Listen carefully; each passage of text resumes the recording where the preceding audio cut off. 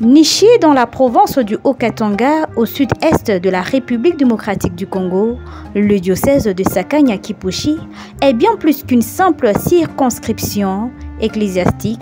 C'est une terre de foi, de mission et d'histoire.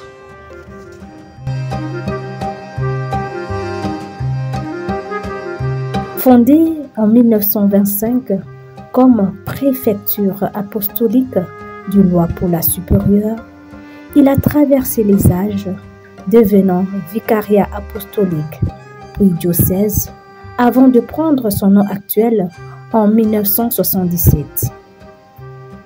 Aujourd'hui, sous la houlette de Monseigneur Gaston Kachala Rovesi, ce diocèse rayonne par son engagement pastoral et son enracinement dans la communauté. Situé à la frontière avec la Zambie, dans la province ecclésiastique de Lubumbashi, le diocèse couvre une vaste superficie de 40 000 km, englobant les territoires de Sakanya et Kipushi. Ce vaste espace est le théâtre d'une intense vie spirituelle et communautaire. Avec ses 27 paroisses et plus de 50 prêtres, de 200 religieux et religieuses, le diocèse accompagne une population de plus de 360 000 catholiques. Chaque année, des cérémonies de messe témoignent du renouveau spirituel et du dévouement des prêtres à leur vocation.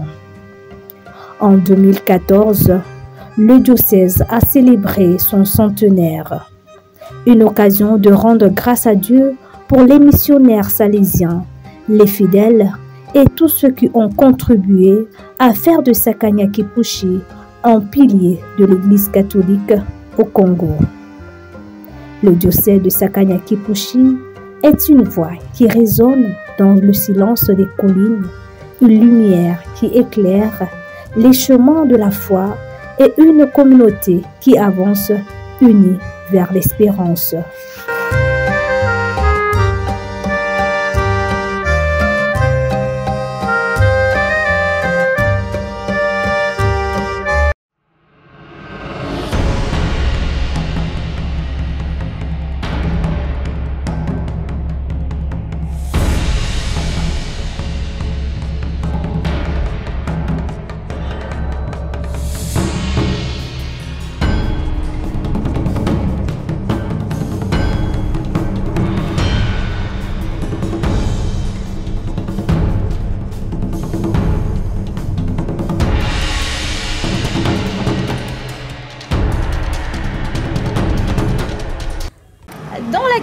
De vous faire découvrir les merveilles de l'Église catholique en République démocratique du Congo, à travers le monde. Aujourd'hui, la religion d'ici d'ailleurs dépose ses valises dans le diocèse de Sakanya et Kipushi. Nous sommes plus précisément là à Kipushi où nous allons rencontrer le vicaire général, Monseigneur Gaston Kibilo, avec qui nous allons nous entretenir sur le diocèse, sur une présentation générale du diocèse de sa création à aujourd'hui. Très chers téléspectateurs, suivez-moi dans cet entretien si riche sur le diocèse de Sakanya-Kipushi. Monseigneur Gaston, nous sommes chez vous. Voilà. Soyez les bienvenus à Kipushi, dans le diocèse de Sakanya-Kipushi, dans la paroisse co-cathédrale Sainte-Barbe. Merci que beaucoup. puis-je vous dire, sinon, béni soit celui ou celle qui vient au nom du Seigneur, Hosanna, au plus haut des cieux. Amen. Donc, aimables téléspectateurs, j'espère que cette émission, ce magazine vous fera plaisir parce que nous allons parler du diocèse de Sakanya-Kipushi, toute une histoire, des infrastructures à découvrir, à visiter, des œuvres à palper. Bienvenue à tous. Alors, aimables téléspectateurs de la radio-télévision Moja, dans ce magazine, dans ce premier numéro du magazine La religion d'ici et d'ailleurs, dans le diocèse de Sakanya-Kipushi, nous allons parler en général du diocèse avec notre hôte, le vicaire général, Monseigneur Gaston. Monseigneur, parlez-nous un peu de l'historique du diocèse de Sakanya-Kipushi. Ça a commencé comment? Quelles sont ses origines? Voilà. en vue de comprendre l'historique du diocèse de Sakanya-Kipushi, il convient de se référer aux trois réalités dont il émane. Oui. La préfecture apostolique du Katanga, la préfecture du Haut-Luapula, le vicariat apostolique de Sakanya, le diocèse de Sakanya et enfin le diocèse de Sakanya-Kipushi. D'abord la préfecture apostolique du Katanga, des bénédictins. Au fait, quand on parle de la préfecture apostolique, il s'agit d'une juridiction territoriale particulière de l'Église catholique, établie dans des régions qui n'ont pas encore été constituées en diocèse. Elle est confiée à un préfet apostolique qui la gouverne au nom du souverain pontife. Ce préfet est généralement un prêtre. Ce n'est pas nécessairement un évêque. Voilà. Donc, la préfecture apostolique du Katanga des bénédictins. L'histoire du diocèse de Sakanya, devenu Sakanya-Kipushi, remonte à l'époque de l'implantation de l'Église catholique au Congo, où les scotistes ont joué un rôle pionnier. En théorie, à partir du Kasaï, ils auraient dû aussi s'occuper du Katanga. Mais c'était quasiment impossible. Ils étaient donc contents de céder le territoire du Katanga aux bénédictins, avec l'accord, effectivement, du Saint-Siège. Par un bref apostolique du 5 août 1910, la préfecture apostolique du Katanga fut érigée.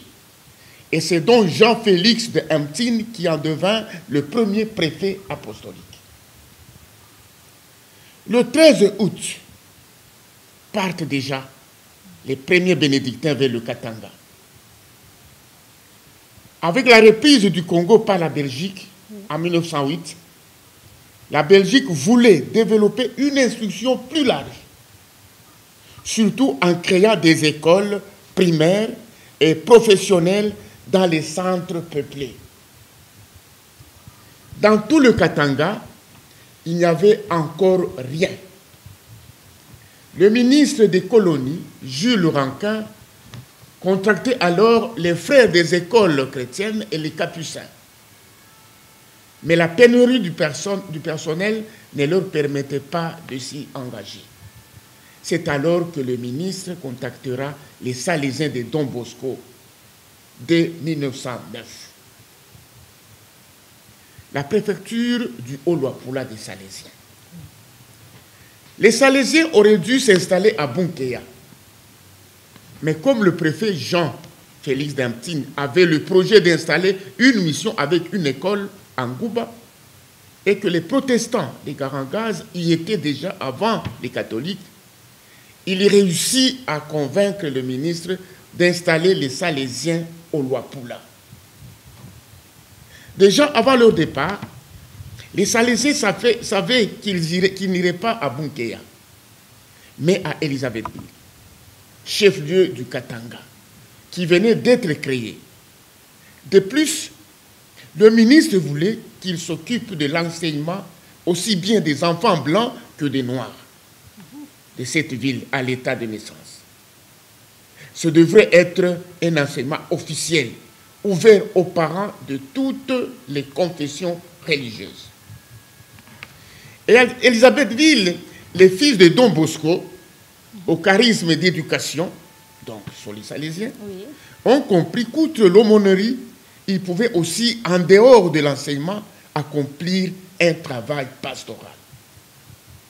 C'est dans ce sens qu'après tant de tractations avec Monseigneur d'Hemtine, le père Sac, qui visitait déjà sporadiquement quelques villages des alentours de la ville, et même les chefs des villages pour recrutement des élèves, réussit à obtenir l'administration religieuse de toute la botte de Sakanya. Je ne sais pas si vous comprenez la botte de Sakanya. Oui. Il fit des prospections en compagnie de son confrère Joseph Moss et créa des postes de mission dont la première est la mission Kinama en 1914. Dans un village plus imposant en nombre de huttes. D'autres villages de la vallée de la Kafoubou ont été aussi ciblés par Saka. Fort de ses ambitions, le père Saka comprit que les Salésiens ne pouvaient pas se contenter de pouvoir déléguer des intimes. Il rêva ainsi d'une propre préfecture qui devait embrasser toute la région du Luapula, jusqu'à Kasenga. Il sut convaincre les instances compétentes de Turin et de Rome, et malgré la résistance du préfet apostolique du Katanga, de Mtine, la préfecture du Luapula supérieur fut créée le 27 mai 1925. Et le 13 septembre 1925, Père Saka devint préfet de cette circonscription ecclésiastique, donc de la préfecture du Haut-Luapula. Dès lors a commencé une rapide expansion des postes de mission. Sakanya, en avril 1925. Kachelo, en septembre 1927. Chinsenda, en 1927. Kipusha, en 1930. Musoshi, en 1935. Tera, 1938. Mokambo, en 1943. 3. Vicariat apostolique de Sakanya. Lorsqu'on parle du vicariat apostolique, c'est aussi une forme de juridiction dans l'Église catholique, établie dans des régions et les pays qui n'ont pas encore de diocèse. Il est confié à un vicaire apostolique, qui le dirige aussi au nom du pontife romain. Il est habituellement un évêque. Hein? Oui. La différence avec le préfet. Oui. Il est habituellement un évêque.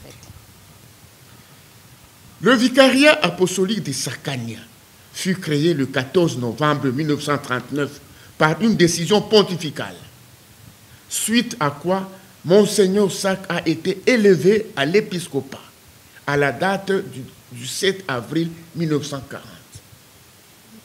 Monseigneur Demtine s'y était opposé jusqu'à la fin, argumentant qu'il fallait au moins 200 000 habitants pour avoir un vicariat viable. Et il n'en avait que la moitié. Donc, Sakanya. Mais, quand Monseigneur Vanezen lui demandera en 1949 de céder Kipushi à son vicariat, il s'y opposa. C'était toute une bataille. Oui, il y a eu vraiment des tractations, comprenez. Oui. Bon, il s'y opposa et confia le territoire aux aumôniers du travail. Voilà. 4. Le diocèse de Sakanya. Donc, il n'est plus vicariat apostolique, il n'est plus préfecture, maintenant diocèse de Sakanya. En 1959, le pape Jean XXIII créa les diocèses dans tout le Congo. C'est alors que le vicariat apostolique a été établi diocèse de Sakanya. Et François Léane en fut premier évêque. Donc, Monseigneur François Léane. Il obtint alors Kasenga en 1959, puis Kachobwe en 1960, que les bénédictins étaient désireux de leur céder, puisque surchargés de travail, mais aussi à cause de la langue. Vous savez, à Kachobwe et à Kasenga, on parle le Chibemba. Oui. Et c'est cette langue qui était parlée dans la botte de Sakanya. Oui. Donc, une raison pour leur confier. Comme ça, ils sont à l'aise pour... Bien diriger. Oui, oui. Au niveau linguistique. Oui. Eux qui étaient habitués au Kisanga. Voilà. Enfin, le diocèse de Sakanya-Kipushi. Le diocèse de Sakanya-Kipushi, dans sa configuration actuelle, oui. Le diocèse de Sakanya-Kipushi, on appelle le diocèse de Sakanya-Kipushi. Le diocèse de Sakanya-Kipushi, dans sa configuration actuelle, date seulement de 1976. Quand, à la réunion des évêques du Shabbat, il y a eu un nouvel arrangement sur les délimitations des diocèses de la province ecclésiastique de Lubumbashi. Ainsi, la cité minière de Kipushi, avec ses 4 paroisses. Donc, la cité minière de Kipushi, avec ses 4 paroisses, a été détachée de l'archidiocèse de Lubumbashi pour l'annexer au diocèse de Sakanya. C'est dans ce sens que la dénomination du diocèse devint Sakanya Kipushi. À partir de 1976. 1976. Voilà. 76 pour les Français. Par la même occasion, les missions Kasenga et Kashobu ont été détachées de Sakanya pour les rattacher au diocèse de Kilwa. C'est dans ce sens-là que le diocèse est devenu Kilwa Kasenga. Vous comprenez? Oui. Ce n'est pas au hasard. Les événements en disent long. Vraiment, c'est toute une histoire. Toute une histoire riche. De 1976, soit de l'accession de Monseigneur Eli Amsini, Kiswaya, qui repose dans notre co-cathédrale ici. Vous aurez l'occasion de voir sa tombe. Monseigneur Amsini Kiswaya, à son accession à la dignité épiscopale, donc de lui jusque Monseigneur Gaston Rouvezi, l'actuel évêque qui est salésien de Don Bosco, le diocèse est entré dans un nouveau courant missionnaire déclenché par le Concile Vatican II.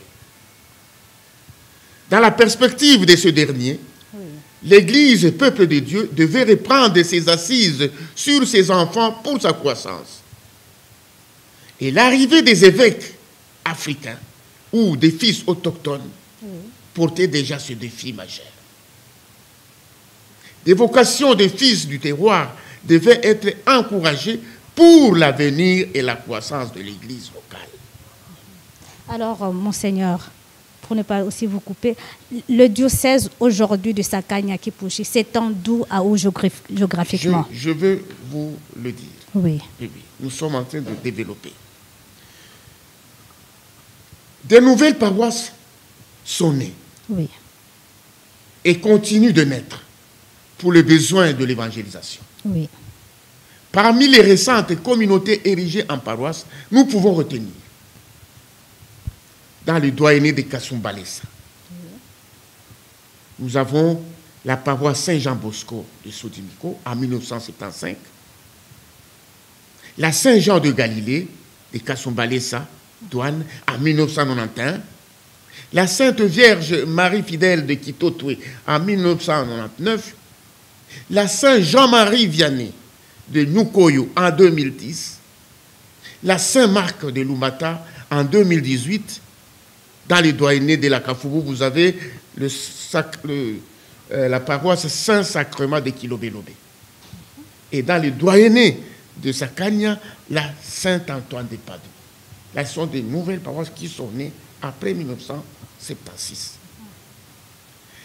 En 2014, le diocèse de Sakanya Kipushi a célébré le centenaire, 4 années après l'archidiocèse de Lubumbashi, dont il est issu, à dater de la 2e mission salésienne Saint-Jean l'évangéliste de Kinyama, fondée en 1914. Aujourd'hui, 11 ans après le centenaire d'évangélisation, le diocèse de Sakanya Kipushi compte 19 paroisses, avec un projet imminent d'en créer encore 6. 2 dans le doyenné de Sakanya, 2 dans le doyenné de Kasumbalesa et 2 dans le doyenné de Kipushi. Alors, pour revenir à votre question, où s'étend le diocèse de Sakanya Kipushi, il faut entrer d'abord dans la botte.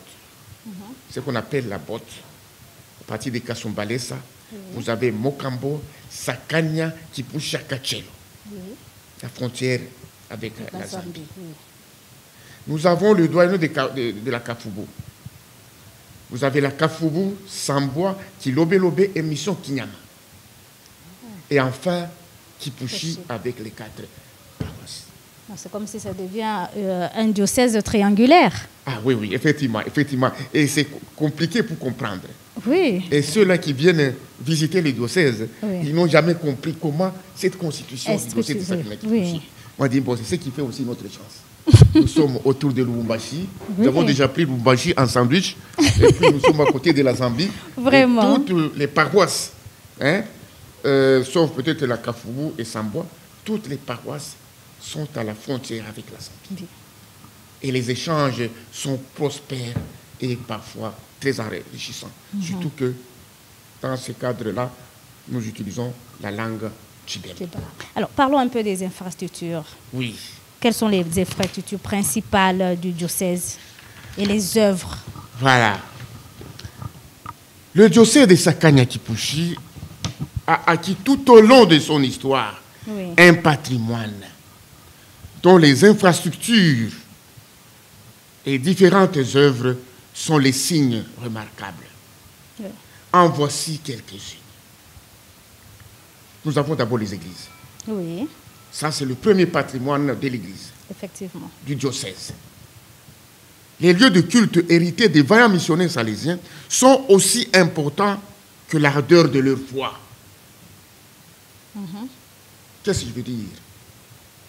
Quand vous contemplez les églises qui ont été érigées par les missionnaires, Oui. même à l'intérieur à Kachelo, même à Kipusha, Kinyama, Quel que soit le milieu, c'était des églises respectables des belles et bâtisses. imposantes.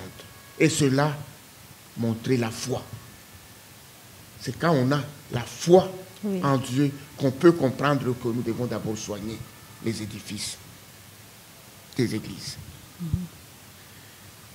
Après eux, évidemment, après les missionnaires, d'autres édifices ont été Mise en place. construits Oui. pour rendre un culte agréable à Dieu.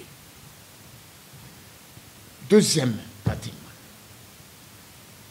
les évêchés. Nous avons les évêchés de Kipushi et de Kafoubou et de Kipushi. 2 résidences de l'évêque. Eh bien, font partie de notre patrimoine. Oui. Personne ne peut les aliéner. Personne. Et je répète, personne. Nous avons aussi les presbytères Oui. au couvent des religieux. À côté des églises, les maisons pour logement des missionnaires constituent un patrimoine non négligeable. Comme je l'ai dit, des églises, quand vous allez à l'intérieur, vous trouverez des œuvres imposantes, des couvents, où loger les serviteurs de Dieu. Les écoles. Dans le souci d'une bonne éducation, qui est aussi un moyen d'évangélisation, le diocèse est bénéficiaire des cadres pour un enseignement digne, pas des bicoques, comme on en voit partout, parfois plutôt. Des écoles aux dimensions recommandées. Si chaque mission a été dotée des salles de classe de l'école primaire, d'autres ont eu la faveur de bénéficier aussi des cadres pour l'enseignement maternel et secondaire. C'est dans ce registre qu'il faut signaler la présence des internats qui font l'honneur de la nation. Vous connaissez Imakafou. Oui. Vous connaissez le lycée Kwesso. Vous avez connu l'institut Boussandorushi de Sakanya. Et il y a aussi l'internat de Kipusha. Ce sont nos patrimoines qui font la fierté de notre diocèse. 2 écoles professionnelles pour filles et pour garçons viennent de voir le jour à Kasumbalesa. Ça, c'est dans les œuvres. Oui, oui. Ce sont les œuvres. Oui. Les centres de santé et les dispensaires. Que dire? Les missionnaires avaient compris qu'ils ne pouvaient pas soigner l'âme sans soigner le corps. Oui.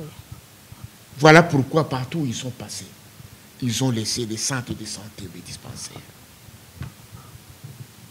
C'est dans ce sens que nous pouvons signaler l'érection d'un hôpital à Kasumbalesa. Notre-Dame des Lourdes. Vous avez déjà entendu parler de cet hôpital? Oui, mais on n'a pas Allez encore visiter. palpé. ça vaut la peine. Vous comprendrez que quelque chose a été fait par l'Église. Les 2 bâtiments commerciaux, ici à Kipushi, Oui. qui sont en location, Fermil et Hyper Psaro, vous allez les voir. C'est le patrimoine du diocèse. Le centre pastoral Jordanie, que vous allez visiter et prendre peut-être un petit verre d'eau. C'est le lieu de session et de récollection. La procure diocésaine de Kipushi est aussi inscrite au patrimoine du diocèse. Enfin, le centre d'accueil Angélus, une œuvre diocésaine acquise en cette année 2025. Nous l'avons inauguré il n'y a pas longtemps. C'est un chef-d'œuvre appréciable. Vraiment. Qui fait l'honneur de notre Église. On a aussi, pour répondre à la réalité sociale d'aujourd'hui, Oui. vous voyez qu'aujourd'hui, quand vous êtes sur la route, vous avez même parlé de votre embouteillage. Oui. À un certain moment, vous trouvez beaucoup de traques qu'on parque, je ne sais pas. Nous aussi, nous sommes dit, ça vaut la peine d'avoir un parking. Kasumbalesa à la mission, nous en avons. Ah, c'est aussi un patrimoine du diocèse. Voilà. Alors, y a-t-il aussi des défis qui sont liés aussi à la gestion, aux entretiens, par exemple, des infrastructures, à la gestion du patrimoine? Sûrement. Oui. En vue de gérer et d'entretenir les infrastructures Oui. imposantes, Oui. le diocèse, malgré sa bonne volonté, rencontre des difficultés relatives au personnel qualifié et aux moyens financiers conséquents. C'est vraiment un défi. Oui. Il convient de signaler que Oui. le paternalisme qui a régné depuis longtemps a constitué un frein à la compréhension de la prise en charge de l'Église par ses propres fidèles chrétiens. Vous comprenez? Jadis, les fonds venaient de l'étranger. Oui. Les familles même des missionnaires. Aujourd'hui, nous devons nous autofinancer. Nous n'avons pas de parents de l'autre côté. Ça devient un problème. Les parents sont comme les vôtres. Nous sommes pauvres. C'est un défi. Et nous comptons sur la compréhension des fidèles chrétiens quant à l'aventure de la prise en charge de l'Église par ses propres fidèles. L'Église, ce n'est pas moi, c'est nous tous. Effectivement. Et nous tous, et vous et moi, nous devons poser une pierre pour l'ériger et la rendre tout à fait belle. Voilà.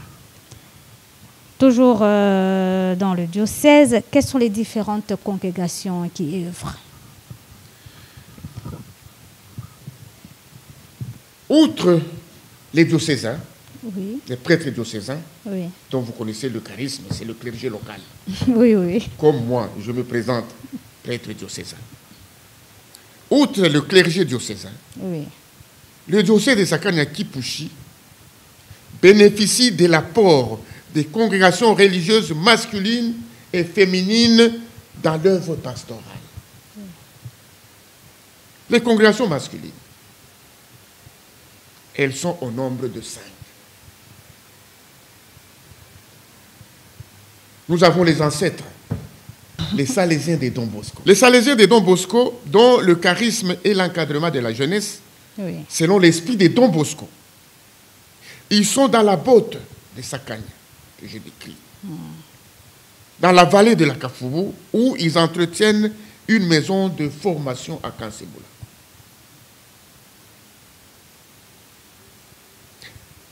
Les aumôniers du travail. Les aumôniers Deuxième du travail. congrégation masculine.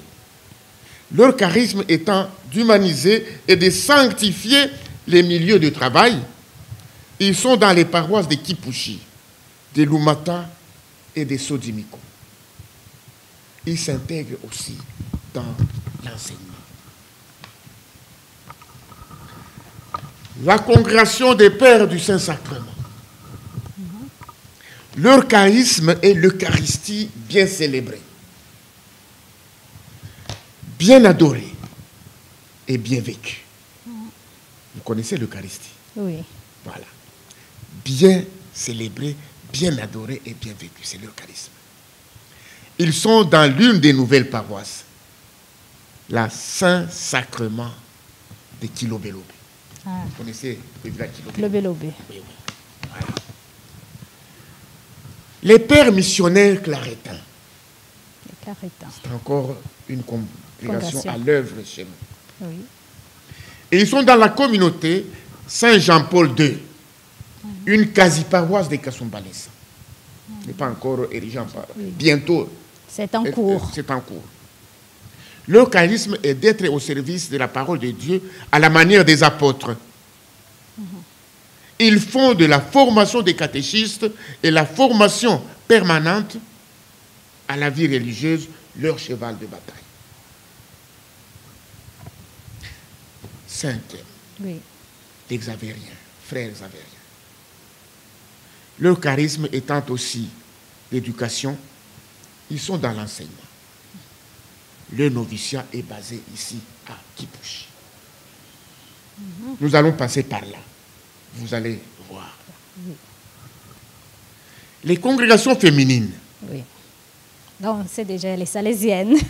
elles sont au nombre de 8. Bon, un peu plus Oui, nombreuses que les hommes. les masculines, comme toujours. Les femmes sont plus nombreuses que les hommes. Même les congrégations féminines, ici chez nous, sont plus Vraiment. nombreuses que les congrégations Masculine. masculines. D'abord, l'ancêtre, L'ancêtre, les Salésiennes. les Salésiennes, les filles de Marie auxiliatrices, dont le charisme et l'encadrement des jeunes filles, selon l'esprit de Don Bosco et de Marie Mazzarello. Elles sont dans les écoles et dans les hôpitaux ou centres de santé. On les trouve à Sakanya, à Mokambo, à Kasumbalesa et à la Kafougou. Où la Kafougou, là, Oui. ils entretiennent leur noviciat. Il y a un noviciat là-bas. Les sœurs du cœur immaculé des Maries de Congolo. Leur charisme est de promouvoir l'évangélisation et la christianisation des populations. Elles travaillent à l'hôpital, ici à Kipushi, Oui. et dans l'enseignement. Elles sont aussi, en dehors de Kipushi, sont aussi à Sodimiko. Ah, à Kasumbalesa. Oui, c'est passé Kasumbalesa. Ah, Oui, dans le doyen de Kasumbalesa. Troisième congrégation féminine. Les sœurs Augustines, servantes de Jésus et de Marie. Elles ont un noviciat ici à Kipushi et elles encadrent les jeunes filles à Samboa. Vous connaissez la mission Samboa? oui. Oui, oui. Les sœurs salvatoriennes, quatrième. Elles sont à l'hôpital, à l'école primaire, secondaire et maternelle à Kasumbalesa. Les sœurs de charité. Elles encadrent les jeunes filles à Kipusha. Vous avez déjà entendu parler de Kipusha? Kipusha, je pense que c'est sur la route de Sakanya. Après, donc à 120 km de Sakanya. Il ne faut pas confondre Kipusha et Kipushi. Kipusha, oui. À 120 km de Sakanya, vous avez la mission Kipusha. Kipusha. Et il y a les sœurs de charité qui sont là, qui font de bonnes œuvres à l'intérieur, parmi les peuples modestes De de Kipusha. cette contrée-là. Les sœurs de Notre-Dame de la Miséricorde, c'est une congrégation diocésaine. Oui. Elles ont un orphelinat et elles travaillent aussi à l'hôpital, ici à Kipushi. Les sœurs carmélites de Sainte Thérèse de l'Enfant Jésus. Elles sont arrivées il y a, je pense, 2 ans. Bientôt 2 ans. Elles s'occupent du centre de santé et s'intègrent aussi dans l'enseignement. Enfin, la dernière congrégation que nous venons de recevoir, il n'y a même pas une année. Les sœurs de la famille Bakita. Ah, Vous avez déjà entendu parler de cette congrégation, Oui. mademoiselle. oui. Elles viennent d'arriver chez nous aussi. C'est une congrégation diocésaine de l'archidiocèse de Lubumbashi. Votre archidiocèse. Elles sont présentes au centre de santé à Chinsenda. Elles sont à Chinsenda. C'est là qu'elles vont œuvrer. Voilà, en bref. Alors, puisque nous parlons des agents pastoraux, de la vie religieuse, comment est organisée la formation des séminaristes dans le diocèse? Pour leur formation, Oui. les séminaristes du diocèse de Sakanya-Kipushi sont envoyés dans 4 maisons de formation. D'abord, au grand séminaire interdiocésain de Lubumbashi, philosopha et théologue. Nous avons un philosopha et théologue à Kambikila, et puis à Lubumbashi et à Chamalale. Ils sont là, nos séminaristes. Il y en a qui sont envoyés à Kinshasa, d'autres à Rome, et d'autres encore à Nairobi, au Kenya. Au niveau local, le diocèse les encadre à travers l'aumônerie chargée des vocations. Voilà en bref ce que je peux dire de Sur la formation de nos séminaristes. Alors, quelle est la principale stratégie d'évangélisation utilisée pour renforcer la foi des croyants dans le diocèse? Pour renforcer la foi des croyants dans le diocèse, la pastorale diocésaine exploite, outre les célébrations des mystères chrétiens, les différentes structures mises en place. Nous avons les communautés ecclésiales vivantes, les CV, Oui. les groupes et mouvements des adultes et des jeunes, la catéchèse dans la paroisse, les récollections et les sessions annuelles des programmations.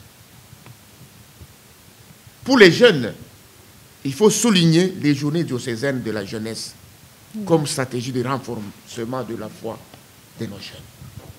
Voilà. Alors, revenons encore dans le diocèse. Quelle est la mission principale du diocèse dans la société? La mission du diocèse dans la société est celle de l'Église, telle que le Christ l'a recommandée.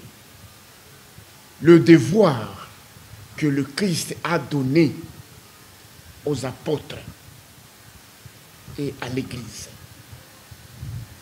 L'enseignement, la sanctification et le gouvernement. Ce sont les 3 missions qu'accomplit le diocèse dans l'Église catholique. À travers l'enseignement, Oui. le diocèse transmet des valeurs évangéliques et morales capables de transformer la société de manière intégrale en vue d'un monde meilleur.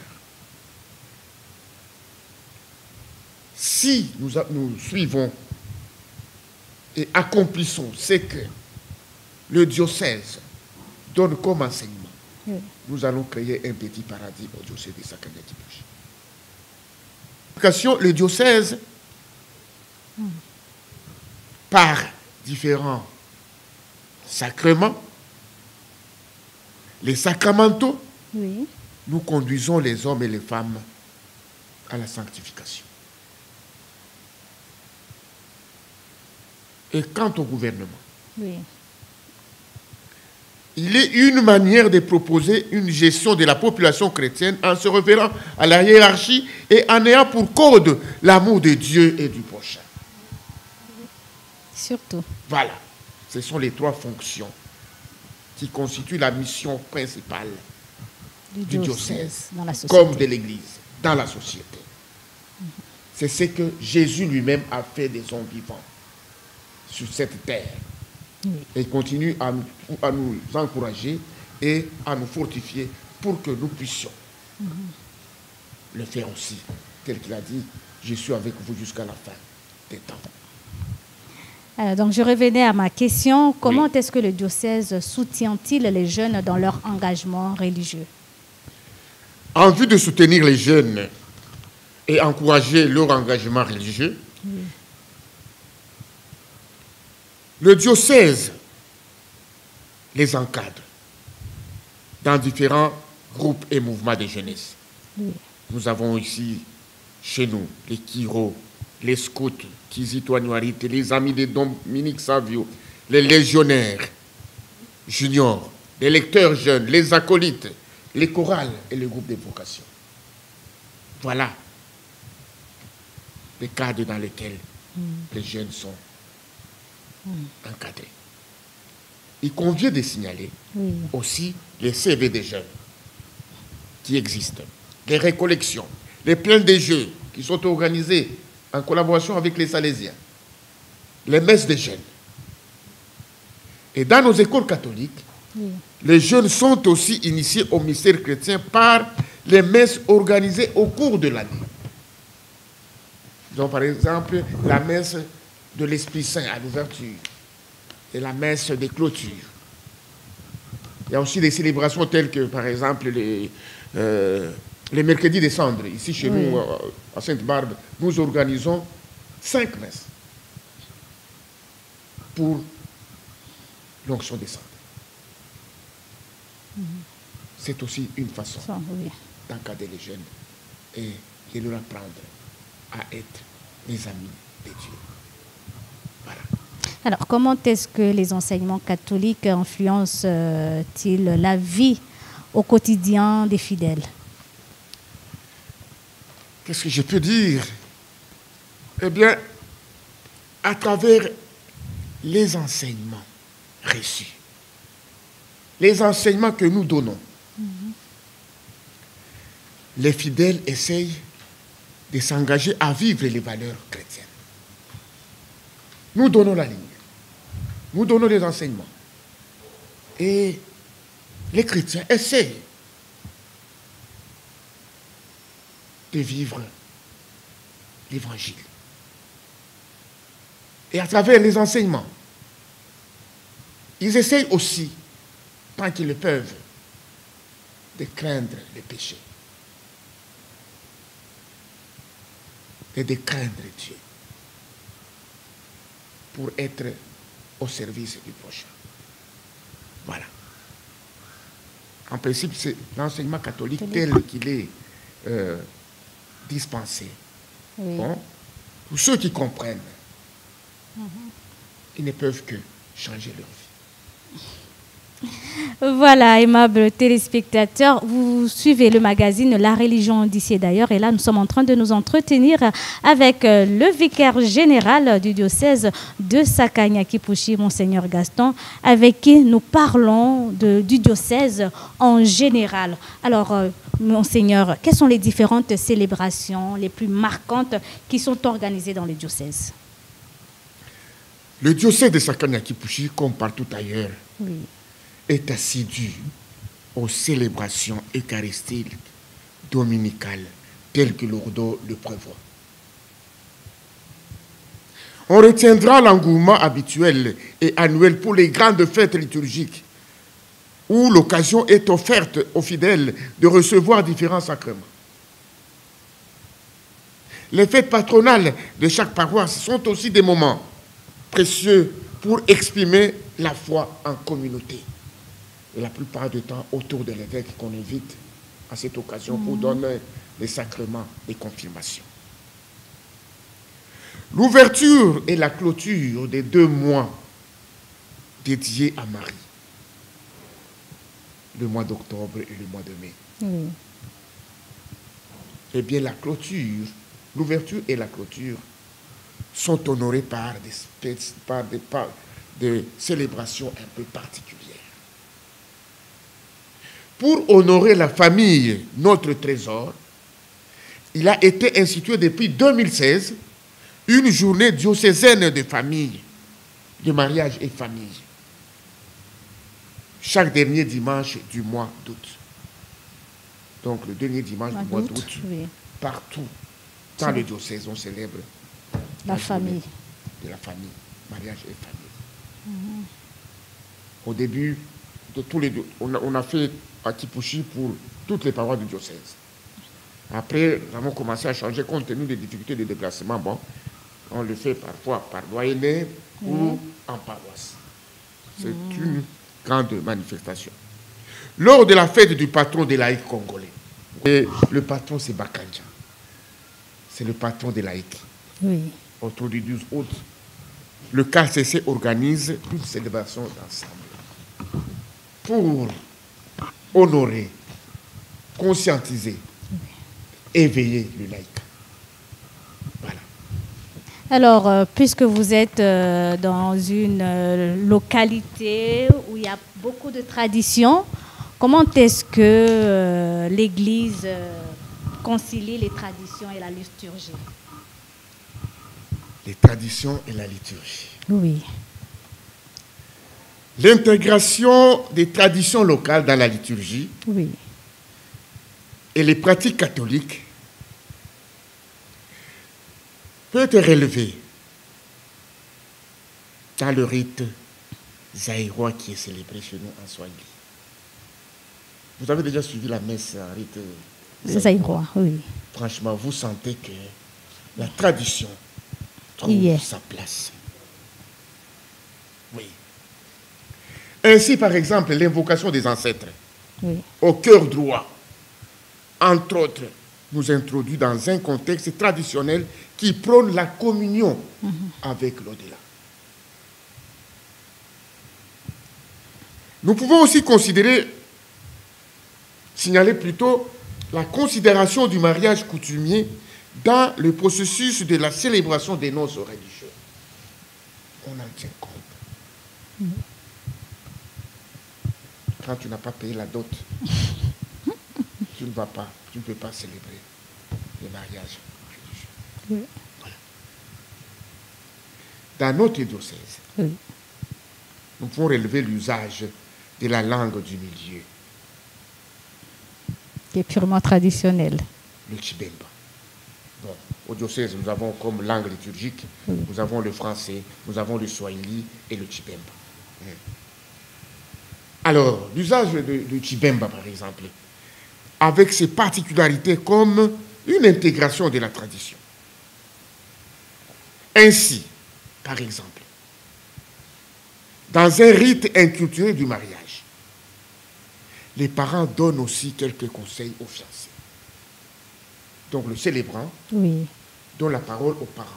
Aux parents biologiques. Biologiques qui sont là, dans l'assemblée. Oui. Allez, intervenez. J'ai assisté à une des célébrations en Zambie. Oui. Le papa qui pose la question à sa fille, ma fille, est-ce que c'est vraiment cet homme? Et le papa dit, la fille dit, oui, c'est celui-là. Il pose encore une question. À son gendre. Non, toujours à sa fille, le papa de la fille. Oui. Avec la maman, pose la question à la fille. C'est celui que tu aimes, oui. Et si il devenait un jour handicapé, qu'est-ce que tu feras? Qu'est-ce que tu feras? Je le garderai. Et s'il y a telle situation, je serai toujours avec lui. De l'autre côté, la famille de l'homme aussi pose la question au jeune homme fiancé. C'est fantastique. C'est vraiment celle-ci que tu nous as amenée, que tu as pris comme femme, et tu en es vraiment fière. Il n'y a pas une autre. Non, papa, c'est celle-ci, si tu aimes le nom. Et l'assemblée fait des bikelekele. Vous voyez déjà les bikelekele aussi, c'est le signe de la joie, de la tradition dans notre liturgie. Effectivement. Voilà. C'est dans le même registre que nous pouvons signaler l'influence de la danse traditionnelle Bemba dans la liturgie. Oui. En Tshibemba, il y a ce qu'on appelle les Bouomba. Babouomba. Les Bouomba, ce sont des danseurs. C'est une chorale dont le rythme Et même l'instrumentation sont originaux. En Zambie, c'est plus aigu. Chez nous, par moment, oui. Il y a des endroits où les bouomba s'expriment. Et au centenaire, à Sakania, que nous avons, là où nous avons clôturé le centenaire du diocèse. Non, nous n'avons pas clôturé, nous avons ouvert le centenaire du diocèse en 2014 à Sakania. Les bouomba sont venus de la Zambie. Et l'Assemblée, surtout nous qui venions d'ici, était épatés de voir combien la tradition était dans la liturgie. Vous êtes d'abord surpris par la taille des tam-tams, l'habillement et même la mélodie. Vous êtes plongé en pleine culture qui vous élève vers la louange de celui qui est 3 fois saint. Voilà. C'est dans ce sens-là. J'ai oublié de dire aussi que, par exemple, quand vous assistez aux vœux des religieux et religieuses, chez nous, il y a aussi, on donne aussi la parole aux parents de bénir, même traditionnellement, la fille qui entre, qui fait des vœux perpétuels dans la congrégation. Voilà, mademoiselle. Voilà, aimables téléspectateurs, tout doucement, nous tendons vers la fin de notre magazine dans le diocèse de Sakanya-Kipushi. Une ou deux dernières questions. Monseigneur, y a-t-il des événements ou des pèlerinages qui rassemblent vraiment les fidèles, hormis celui dont vous venez de nous parler, celui de la famille? Oui. Comme peuple de Dieu, synodal, en marche ensemble vers l'éternité, nous avons des événements particuliers qui déjà sur terre nous rassemblent et rassemblent toute la région, du moins la plupart. Il s'agit par exemple des ordinations presbytérales et diaconales.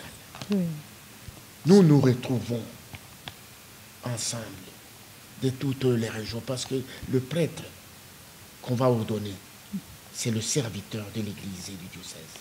Et c'est un nouveau membre de la famille. Il doit être connu. Il est nouveau membre de la famille qu'on va appeler père. Le père de la grande communauté des Sakanya-Kipushi et d'ailleurs. La profession des vœux des religieux et religieuses. Comme les religieuses se consacrent à Dieu. Ils se donnent pour servir l'Église d'une autre manière et suivre Jésus de manière particulière et spéciale. Eh bien, ils sont l'objet du rassemblement de beaucoup de gens venant des 4 coins de notre diocèse de Sakanya-Kipushi. La journée diocésaine des jeunes, JDJ, c'est un pèlerinage qui englobe et met en marche toute la jeunesse de Sakanya-Kipushi, accompagné aussi de quelques responsables. Je peux aussi souligner les obsèques des prêtres, des religieux et des religieuses. Ça a toujours été des événements qui rassemblent les fidèles du diocèse. Nous montrons aussi cette marche ensemble, non seulement quand il y a des événements heureux, mais aussi dans le malheur. On se retrouve pour pleurer dans la foi, ensemble, comme peuple diocésain de Sakanya-Kipushi. Signalons aussi, comme je l'avais dit, peut-être je l'ai dit d'une certaine manière, 3 opportunités qui ont réuni les fidèles du diocèse et ont été une occasion d'un grand pèlerinage. Il y a d'abord le centenaire de la mission Kinyama en 2013. Celui du diocèse en 2014. Celui-ci était très sensationnel. L'ouverture du centenaire. La célébration du centenaire. Nous l'avons ouvert et puis nous l'avons fermé. Oui. D'abord, nous l'avons annoncé à partir de la paroisse Sainte-Barbe. Oui. Nous l'avons annoncé. L'évêque a annoncé le centenaire. Après cette annonce, nous l'avons ouvert à Sakane. Et entre l'ouverture et la clôture qui a eu lieu à la Kafubo, nous avons dû célébrer le centenaire dans toutes les paroisses. Donc, pour préparer ce centenaire, nous avons dû faire le tour de toutes les paroisses du diocèse pour célébrer le centenaire du diocèse, avant de nous retrouver au point final à la Kafubo, où nous l'avons complètement clôturé. Et un autre événement, parfois dans le doyenné, nous organisons quelques pèlerinages vers le domaine marial. Voilà, quelques événements.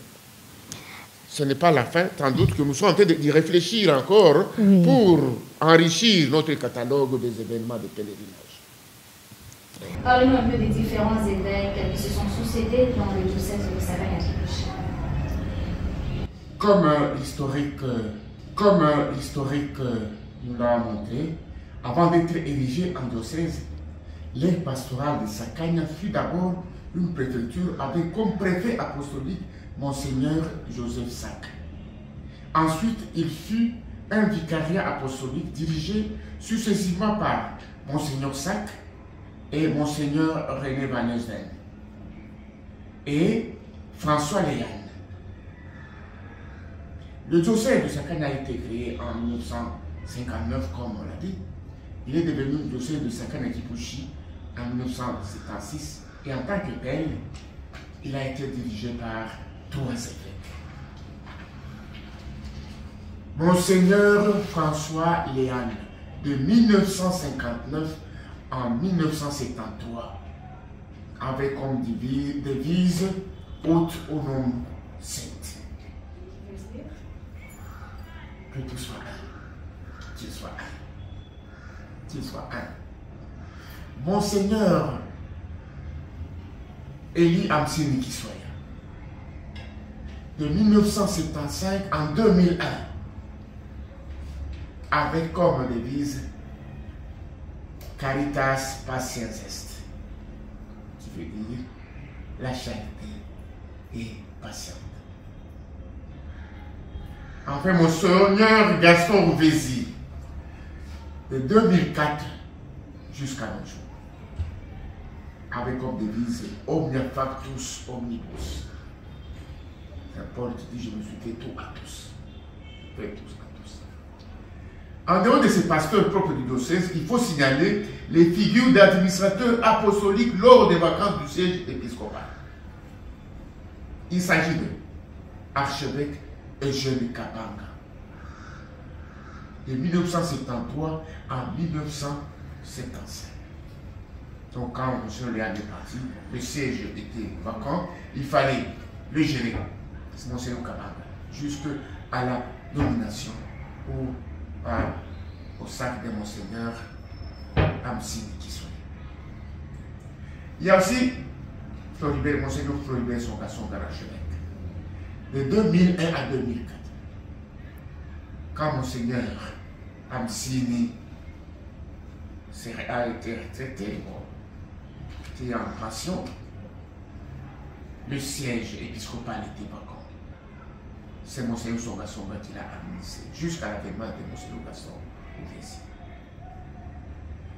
Donc, les 3 évêques ont contribué à l'évolution du diocèse, chacun à sa manière. Ainsi, chacun s'est inscrit dans sa devise épiscopale pour paître le troupeau du Christ. Néanmoins, on peut retenir quelques éléments à leur actif. Monseigneur François Léane, il s'est attelé et a appliqué les acquis du Concile Vatican II dans notre Église particulière, édifiée sous les principes des conciles de Trente et de Vatican I. Monseigneur Élie Amsini, dans un contexte d'une Église africaine où les subsides d'Europe diminuaient progressivement, son cheval de bataille était de doter le diocèse des moyens d'autofinancement locaux. il fallait créer au diocèse des poules de production et acquérir un patrimoine conséquent. Ce qui a été fait à partir surtout de la cité minière de Kipushi. Confronté à la crise des vocations, il a œuvré pour l'accroissement du clergé local. Quant à son Excellence, Monseigneur Gaston Rouvési, le pasteur actuel, s'inscrivant dans les 3 défis majeurs relevés lors de la session de programmation convoquée dès son accession à l'épiscopat, à savoir le manque de formation des agents pastoraux, et la formation des jeunes en vue de la succession et la pauvreté de la population ainsi que le problème de communication. Il s'est surtout investi dans la formation des agents pastoraux. Et dans le domaine de la santé et de l'éducation ou l'encadrement de la jeunesse, il a doté les diocèses de quelques infrastructures viables. Voilà. Aimables téléspectateurs, nous tendons à la fin de ce numéro dans le diocèse de Sakanya-Kipushi. Monseigneur, vous avez un message particulier adressé à nos téléspectateurs? Il n'y a qu'un seul message que je peux adresser aux téléspectateurs. Comme chrétiens, nous avons un devoir.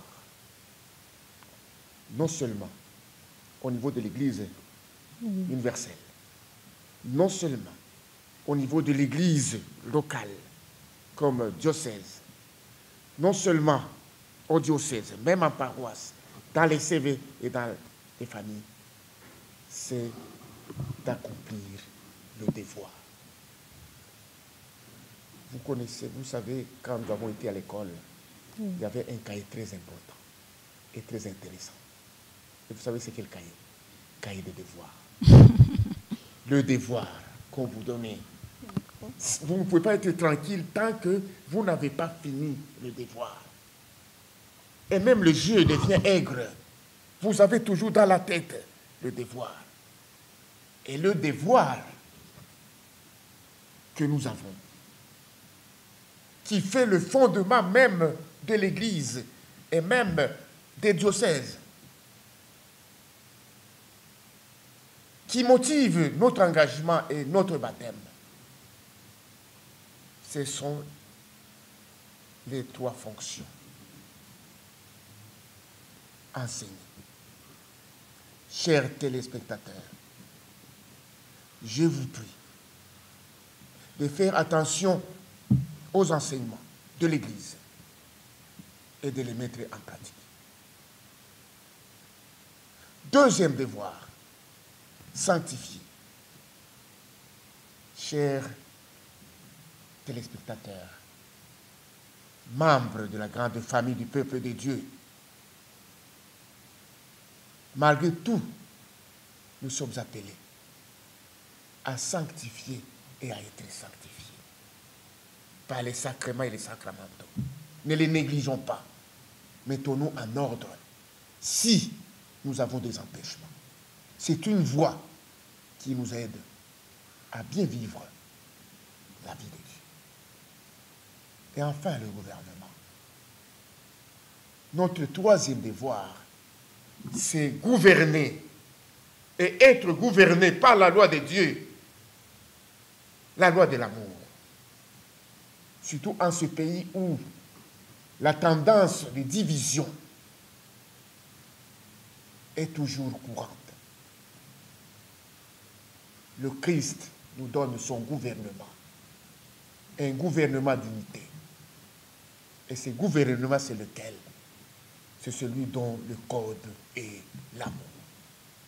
Aimer Dieu, qui nous a créés, et aimer le prochain. Parce qu'en Jésus-Christ, il n'y a ni païen, ni juif. Il n'y a ni tribu, ni clan, ni quoi.